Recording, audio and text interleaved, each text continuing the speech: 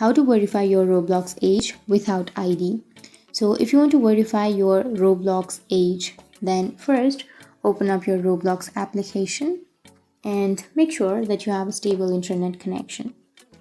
And once you've opened, make sure to log into your account and go for the bottom right, which has that more option. Scroll down, go for settings, and here go for the first option, which is account info. And under that, you may have your birthday option. So here you will have your birthday, right? And under that birthday, you will have verified my age. So if you have already verified, then you will have age verified option. But if you have not verified, then tap on verify my age.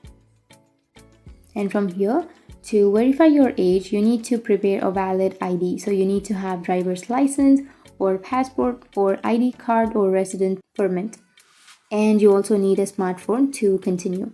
So what you need to do is simply scan the QR code with your camera app to begin. So scan this, and then I think you will be taken to your web browser page, and then you have to enter your information there. And then once it's done, your age will be verified. So that's how you can verify your age on Roblox ID. And if you have any questions, feel free to comment below. Thanks for watching.